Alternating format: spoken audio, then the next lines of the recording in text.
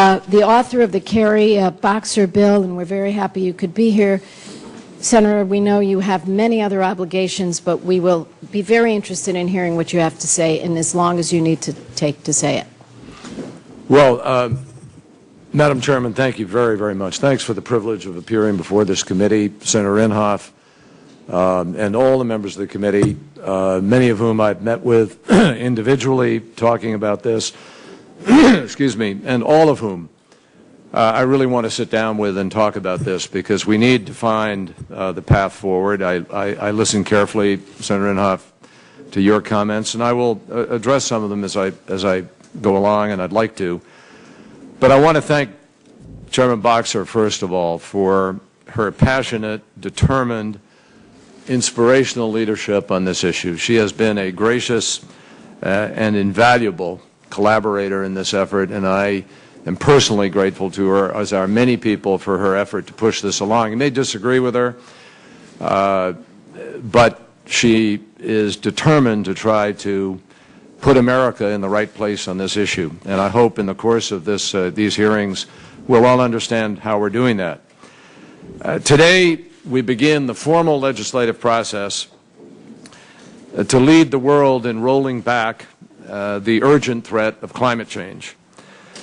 I believe, and the vast majority, overwhelming numbers of scientists in peer-reviewed studies across the globe, leaders of countries across the globe, presidents, prime ministers, finance ministers, environment ministers, all across the planet, have all determined that we need to move forward to deal with climate change, and that in doing so, Senator Inhofe, we will actually improve every sector of our energy economy, from coal to nuclear to wind and solar.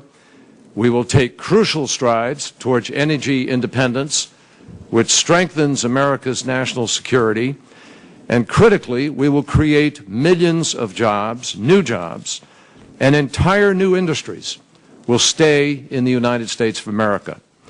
We will create jobs that cannot be exported, because we will create our energy here at home, which makes America stronger and which, in fact, strengthens our competitive posture. It's no surprise that somebody like Jim Rogers, who runs a multi-billion-dollar company, a CEO, Fortune 500 company, Duke Energy, is one of the leaders. He's the chairman of America's Competitiveness Council.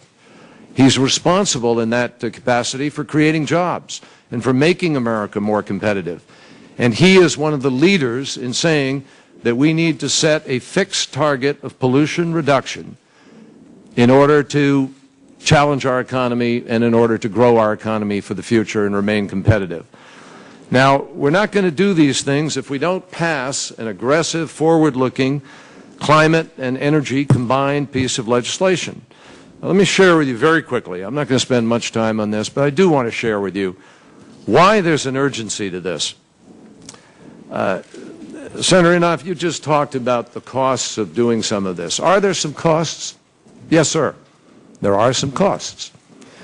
But almost every study that looks at the costs does not factor in the impact of energy efficiency, or the impact of new technology, or what the impact is of becoming more energy independent. And most importantly, none of them factor in the cost of doing nothing. That's far more expensive for your folks in Oklahoma or for your folks in any of the other states represented on this panel. So we need to be honest and realistic as we assess how we, in fact, best protect the interests of our country. There's a reason that the leaders of the G20 in Italy recently affirmed that we cannot let the temperature of the planet rise more than 2 degrees centigrade. And the reason is that all of our best scientists in peer-reviewed studies tell us that if it goes over 2 degrees centigrade, we risk catastrophic changes to the climate, to our crops, to our water supply, to the ocean currents, to the ecosystems that we depend on. And I will say to you, the science, senators, is more definitive than ever. The science is screaming at us to take action. A few years ago, the scientists told us that the Arctic ice would be melted perhaps by 2030. It is now going to be summer, ice-free, by 2013. And already Russia has gone ahead and planted a flag underneath the ocean to say, we have the right to take these minerals out of here because they have an ability, because it's ice-free, to be able to go up there and do that. There are huge conflicts that will come out of what we are allowing to happen without addressing it adequately. In the 21 years that we've had hearings on this in the Senate, Al Gore and I shared the privilege of having the first hearings on this in 1988, when Jim Hansen first told us that it was happening. And the evidence is now clearer than ever before that a voluntary approach just doesn't work. We went down to Rio with President George Herbert Walker Bush, a Republican administration, with the efforts of John Sununu and Bill Riley, put in place a voluntary framework for a global effort to reduce emissions because in 1992 we determined that we needed to do this.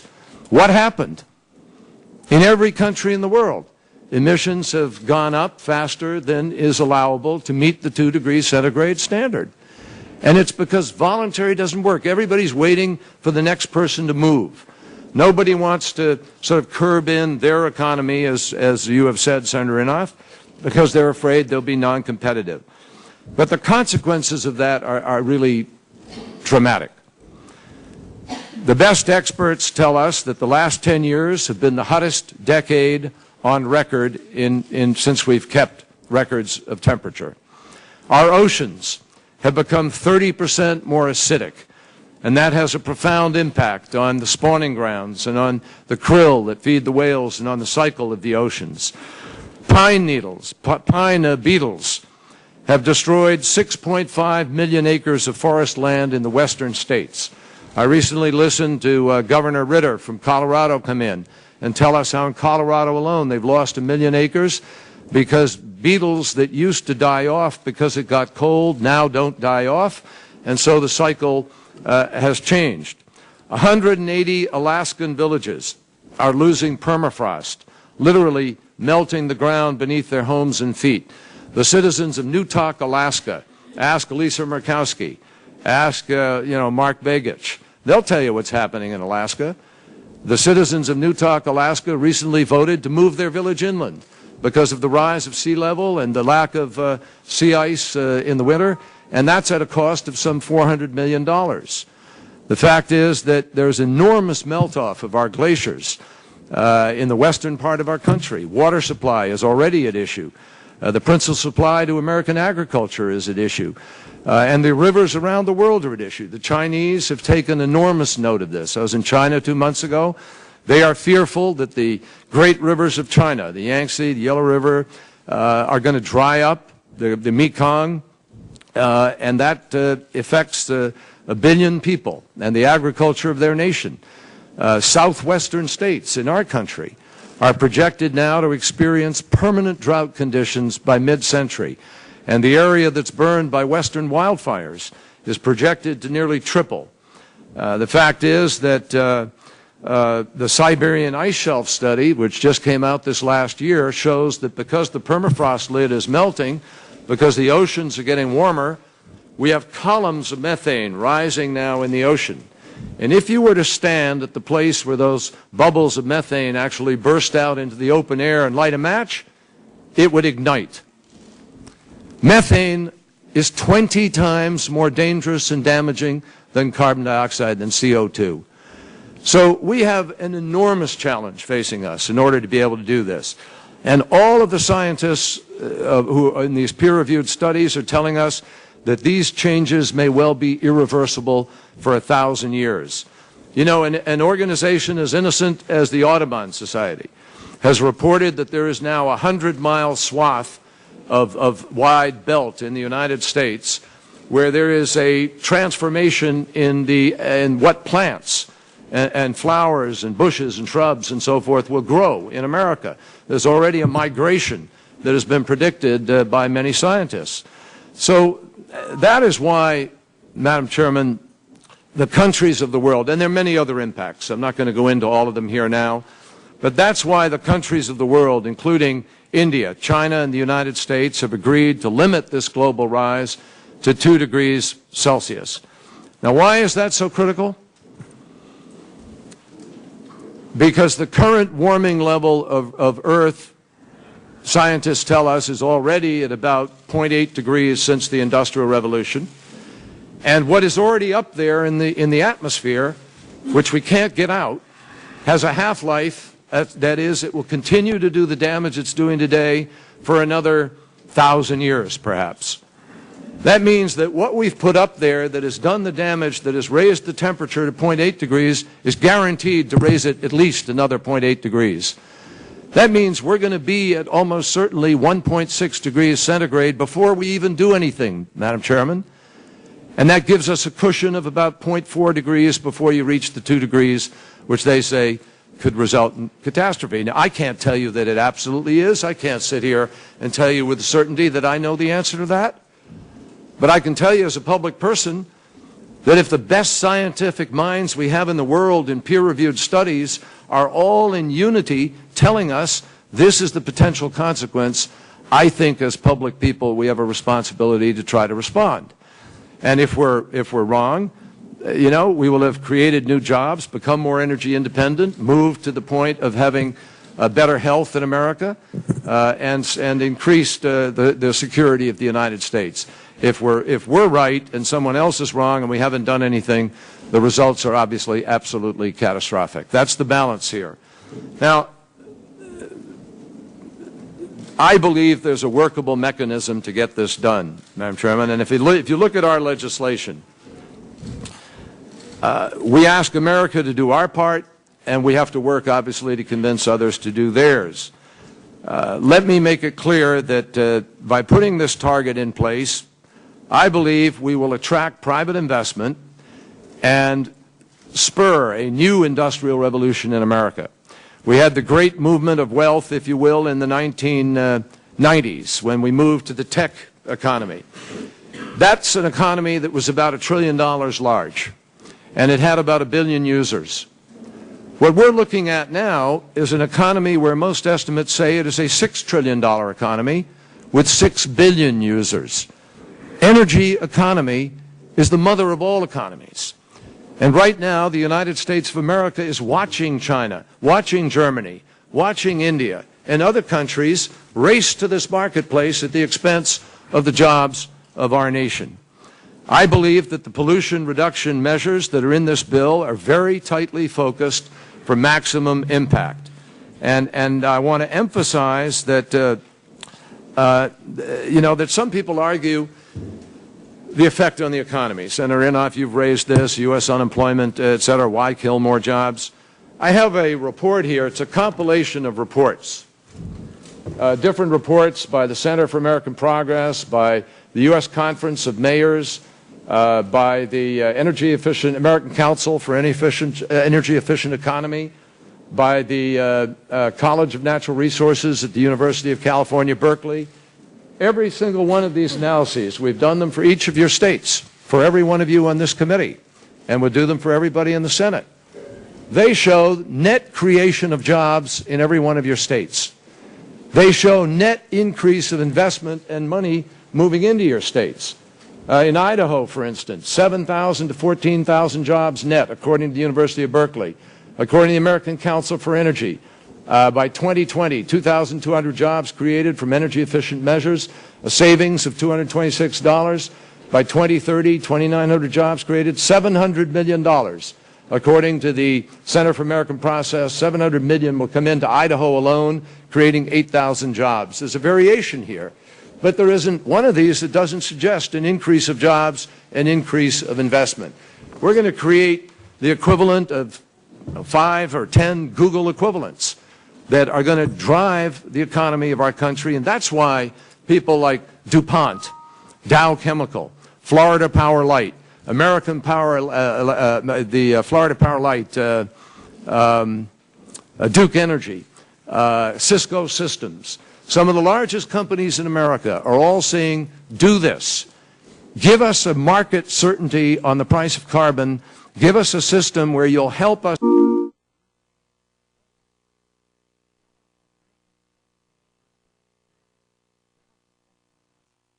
If I can. Senator, now I want to just say a word about that if I can. Senator Inhofe,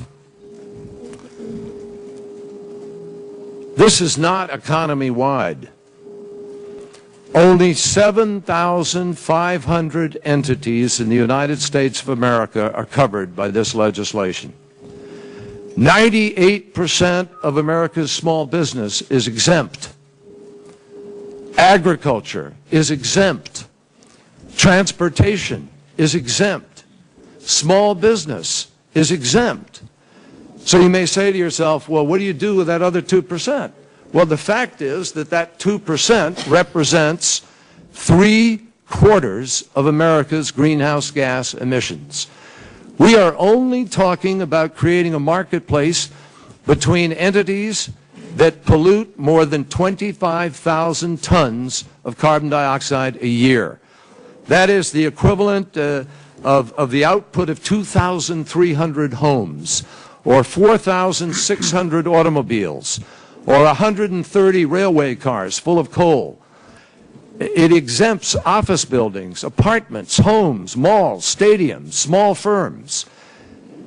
We have to be able to find it in our capacity to reduce pollution from 2% of America's businesses that represent 75% of America's pollution.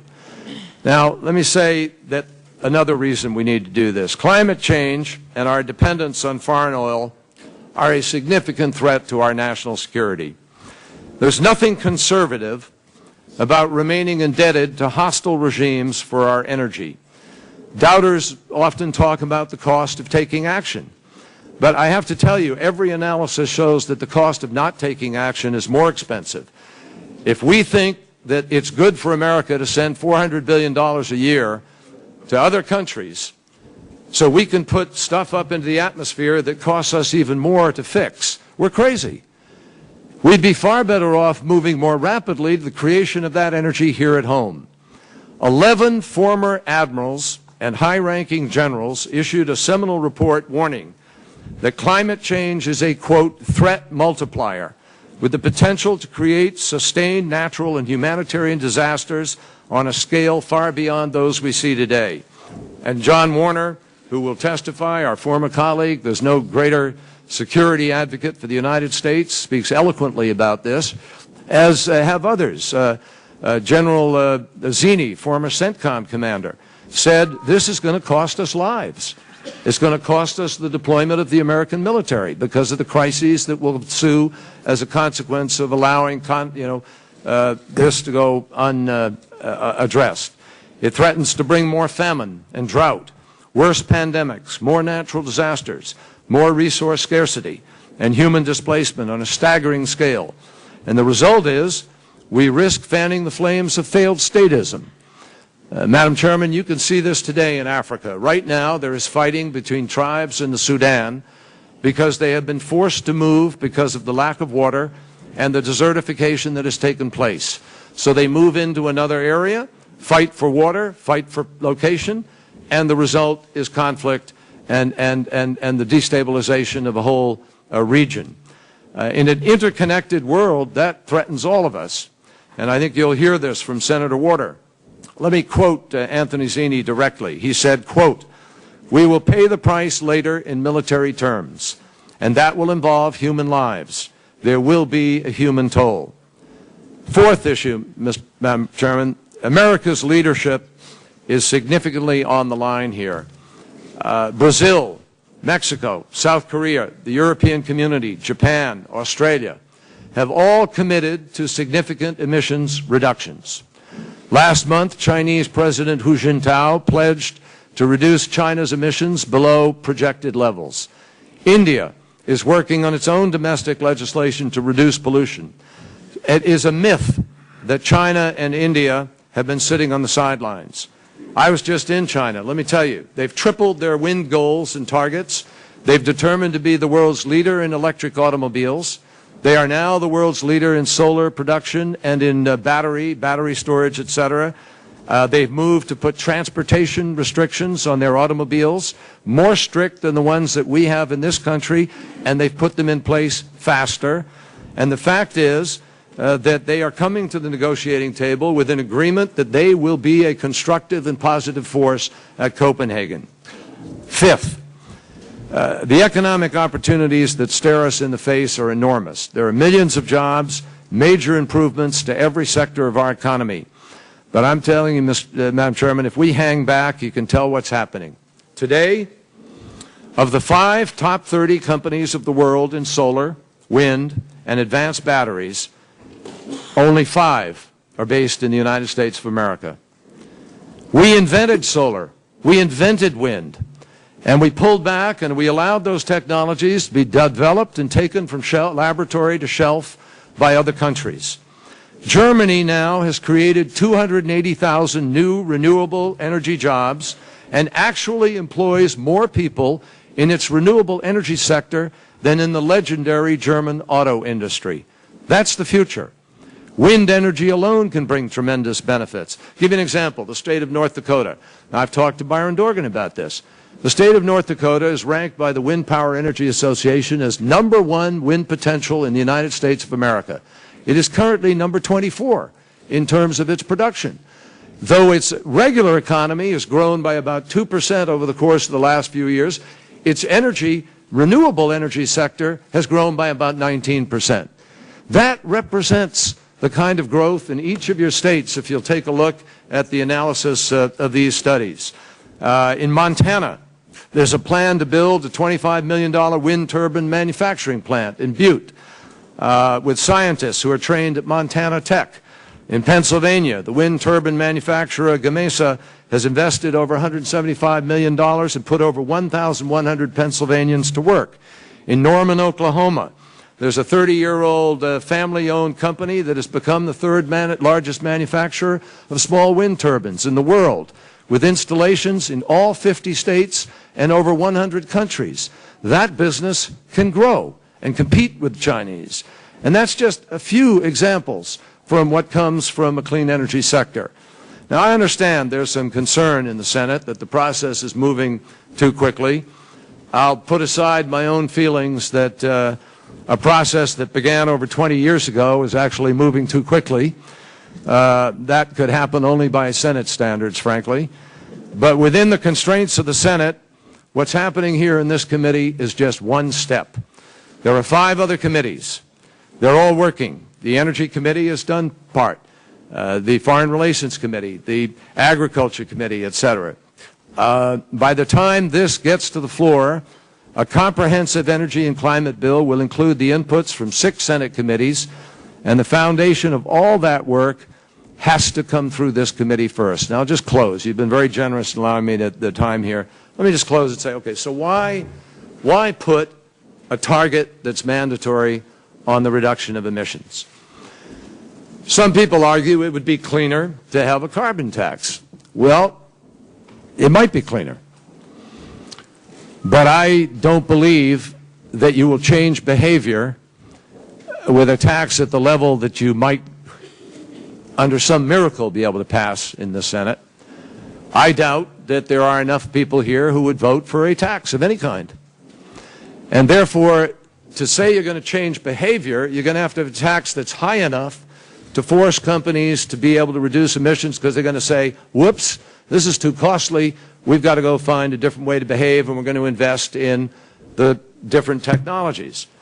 So I don't think it's going to work, which is why companies that are big companies have decided to support the idea of a targeted pollution reduction, mandatory reduction, because it allows them, if they've been good performers and they've reduced their emissions, they can take the difference between where they're at and the emissions target and sell it to another company that can't yet meet the target or wants to be able to continue its current practices. That's the marketplace, folks. That's classic American capitalism. It's classic marketplace capacity. There isn't a dime of public dollar in that. There's not one tax dollar in that. It's not a government-run program. It's a private company deciding that it wants to behave this way or that way. And depending which way it decides to behave, it gets an asset that is worth something, or it sells the asset. It can buy it and continue to pollute for a period of time while it transitions to a place where they're willing to invest to meet the target. So I would just say to all of my colleagues, I respect the passion on this committee. I'm happy to answer any questions. I think we have to believe in America's technology ability. I do. We saw this in 1990 with the Clean Air Act. I'll just end on this note. I sat in that room and negotiated with John Sununu and President Bush and Bill Riley, and we heard the same arguments. Everybody said it's going to cost $8 billion, and you're going to bankrupt us, and you'll make us non-competitive, and we can't do it. The environment community came in and said, no, no, no, that's just those studies that sort of exaggerate things. It's going to cost $4 billion, and it'll take 4 years, and we can do it. To the credit of George Herbert Walker Bush, he decided to do it. And guess what? We achieved our goals within about 1.5 to 2 years at the cost of about $1.5 billion to $2 billion. Why? Because nobody has the ability to predict what happens when you set a target and American ingenuity and genius begins to move to create the technologies and find the solutions to meet that target. I believe that is exactly what is going to happen here if we'll have the courage to set the goal and lead the world. And if we do that, I believe we're going to, in 10, 15 years, not only see that we've met the challenge of climate change, but we've improved the health in America, we've created more jobs, we've strengthened American security, we've met our environment responsibility, and we are more energy independent. Tell me a public policy choice where you get 5 benefits for one choice. There are very, very few of them. Thank you, Madam Chairman. Senator Kerry, we so appreciate your expanding on why it's so important that we act, and we thank you very much. I want to say to the committee, we're going to now go to opening statements, and we're going to be tough on the clock. I do have requests from